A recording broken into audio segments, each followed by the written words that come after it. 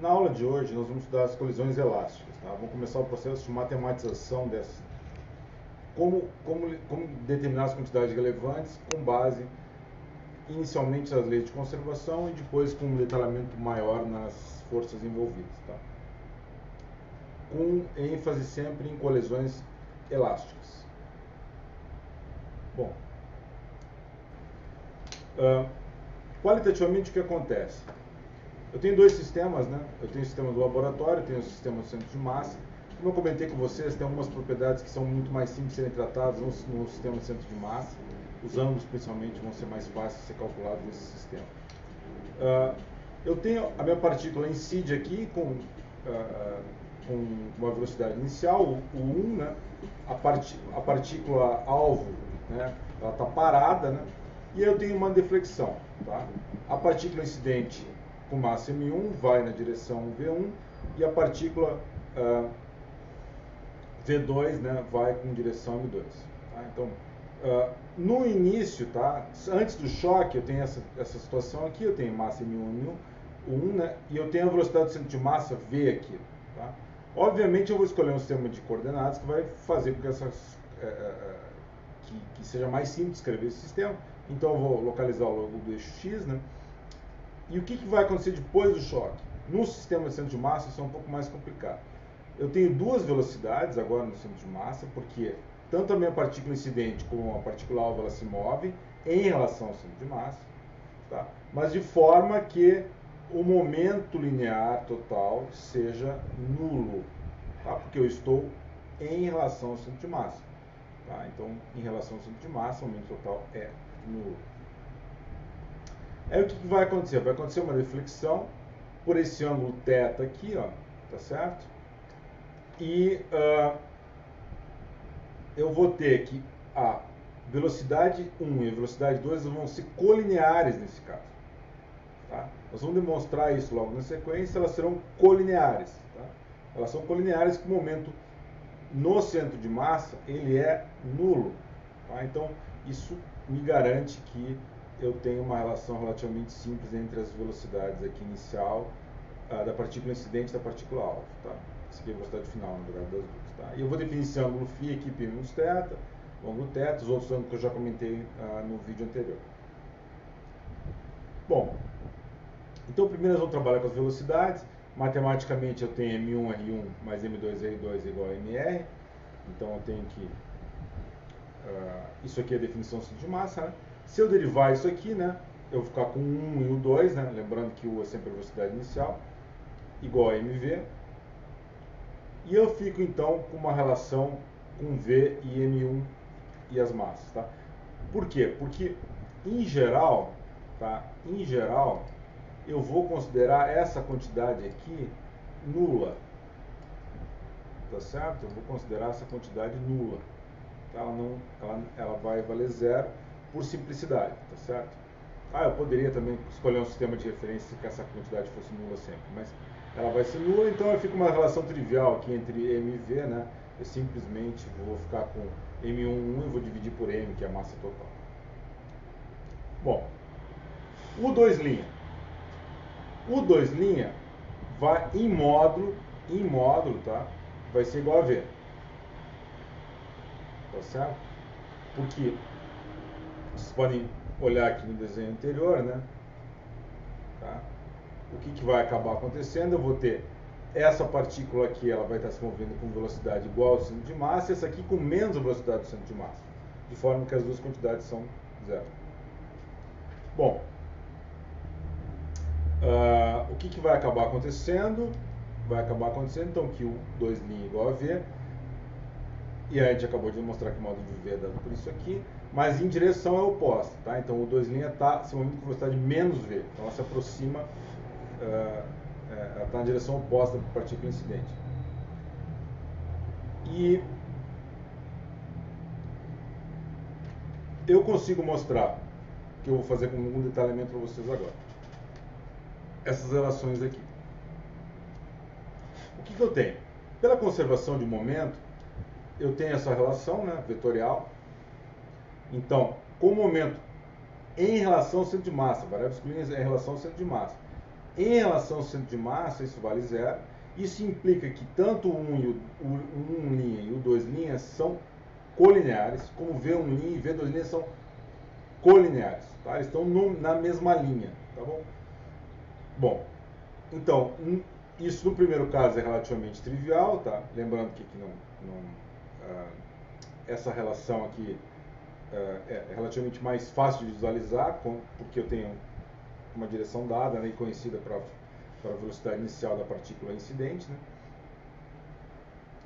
Né? Mas de qualquer forma eu posso calcular então o módulo dessas quantidades aqui e eu fico com o 1' igual a m2 sobre 1, o 2'. Tá? Fazendo o mesmo raciocínio para o outro lado, lembrando que elas são colineares, quando eu calcular o módulo aqui, eu fico com V1 igual, faltou uma linha aqui, V1' igual a m2 sobre m1 de V2'. Então eu fico com essas duas relações. E agora eu posso aplicar isso na conservação de energia cinética, tá? Nessa relação. E aí o que acontece? Eu vou usar essa condição aqui, né? E vou usar essa condição aqui, ó. Tá certo? Então eu vou usar as duas condições. Isso me permite escrever essa relação que está aqui embaixo. E aí acontece uma mágica, porque eu posso cortar aqui, ó, eu posso cortar aqui, e eu concluo então que o 1' é igual a V1' e o 2' é igual a V2'. Tá? Então isso é bastante poderoso, tá? Porque mostra que em módulo eu tenho a mesma velocidade antes e depois da colisão. Essas duas relações que estão aqui, né? Eu consigo chegar nisso. Bom, eu tenho que a velocidade inicial, o 1 da partícula incidente, então é a soma das velocidades finais, né? 1' mais o 2'. E aqui eu tiro que V2', tá? Das relações que eu acabei de deduzir aqui, né? Porque eu sei que V2'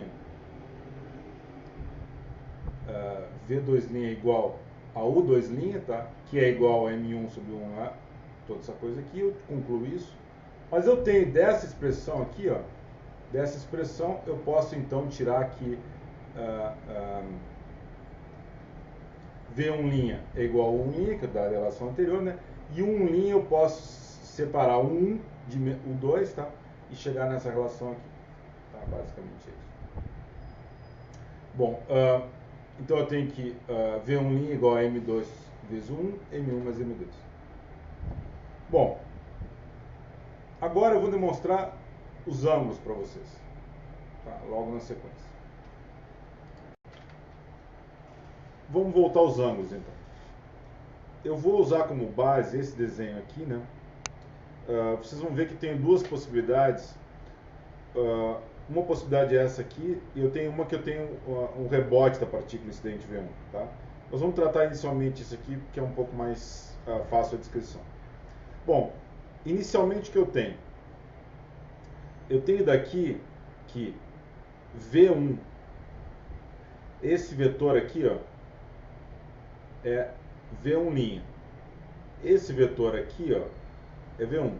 Tá? Então o módulo de V1' vezes seno de θ, ou seja, essencialmente esse comprimento aqui, ó, tá? Então, se eu multiplicar V1 por seno de θ, eu vou ter a mesma coisa que V1', né? Essa quantidade aqui eu tenho essencialmente V1', tá? Então, V1' vezes seno de θ, eu vou ter essa distância. E se eu pegar V1 e multiplicar por seno de φ, eu tenho a mesma distância. Tá? Então, basicamente por construção aqui.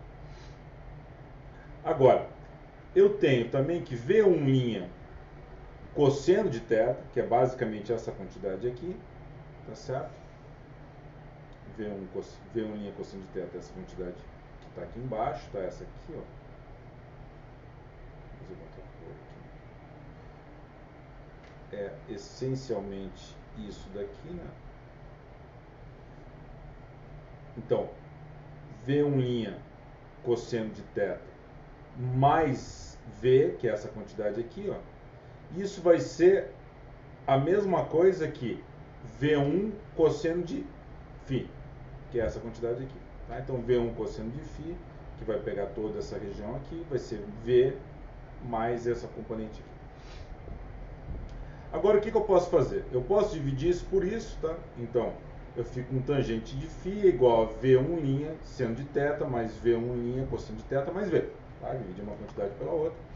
Tá? Você nota que as unidades estão batendo aqui, né? Tá? Então aqui, seno, ambos não tem unidades, V1 é velocidade, tudo bem. Agora o que eu faço? Eu vou dividir todo mundo por V1', tá? Dividi por V1', cortei aqui e fiquei com V sobre V1'. Bom, só para não se perder, é basicamente a mesma relação que eu tenho do outro lado. Mas V dividido por V1' é M1, 1, M1 sobre M2, M2, 1, M1 mais M2, tá? Então, isso aqui eu tirei das relações anteriores que a gente já deduziu, né? Eu simplesmente fui lá e coletei esses dados, eu fiquei então com M1 sobre M2. Então eu fico com tangente de φ igual a seno de θ, cosseno de θ mais M1 sobre M2. Agora a gente vai calcular, vamos determinar esse ângulo Q aqui.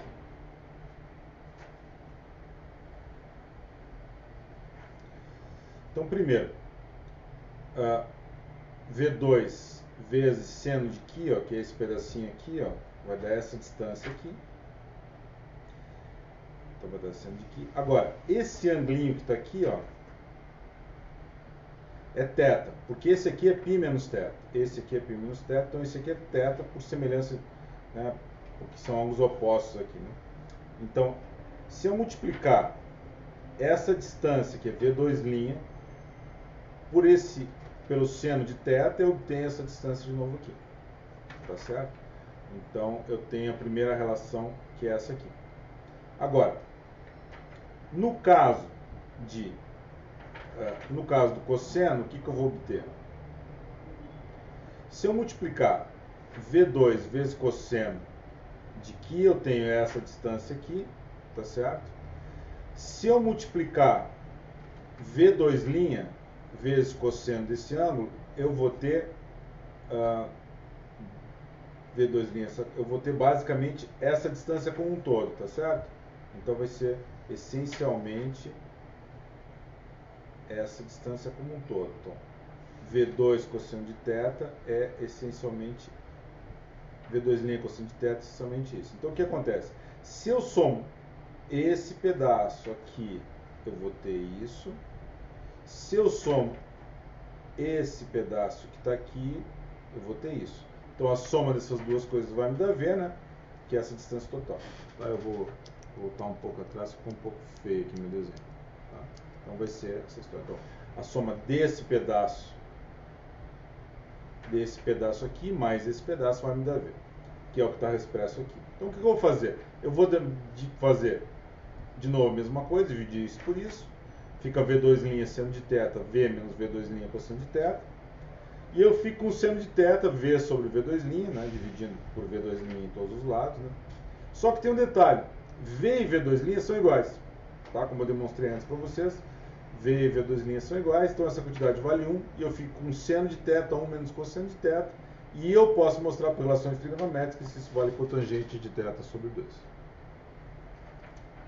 Tá? Eu não vou demonstrar isso aqui, mas é uma relação trigonométrica. Juntando tudo isso, então, eu consigo mostrar que tangente de Q é igual a tangente de π sobre 2 menos θ sobre 2. Ou seja, que 2 vezes Q é igual a π menos θ, que é exatamente igual a φ. Tá? Então, com isso eu achei uma relação entre Q e φ, portanto, θ. Tá? Então, eu consegui relacionar essas quantidades. Tá? Não quer dizer com isso que eu consegui resolver o problema, mas eu consegui achar as amarras que a conservação de momento me impõe ao sistema. Na sequência, nós vamos demonstrar o que acontece, que tipo de relação eu posso obter quando eu considero também a conservação de energia cinética. O caso de massas iguais é particularmente interessante, né? Então, porque o que eu tenho? Eu vou pegar as relações que eu obtive para vocês, né? Então, eu mostrei que a gente φ obedece essa condição. Quando as duas massas são iguais, isso vale 1, né? E eu posso usar relações trigonométricas relativamente simples, né, e mostrar que isso é igual tangente θ sobre 2. Bom, tangente φ é igual a tangente θ, como tangente é uma função essencialmente crescente, né, nesse caso, eu posso igualar φ com θ sobre 2, e eu posso dizer que φ é igual a θ sobre 2. Usando a relação que a gente deduziu para aqui, então dá Qi mais Psi igual a π sobre 2. Tá? Então, eu tenho que a soma dos ângulos de flexão entre as duas partículas é igual a π sobre 2, independente da velocidade, se as massas forem iguais. Tá? E aí isso tem uma aplicação importante, que é no caso das bolas de bilhar. Né? Então significa que, independente do que eu vá fazer, no final do dia os ângulos são 90 graus, né, entre as deflexões.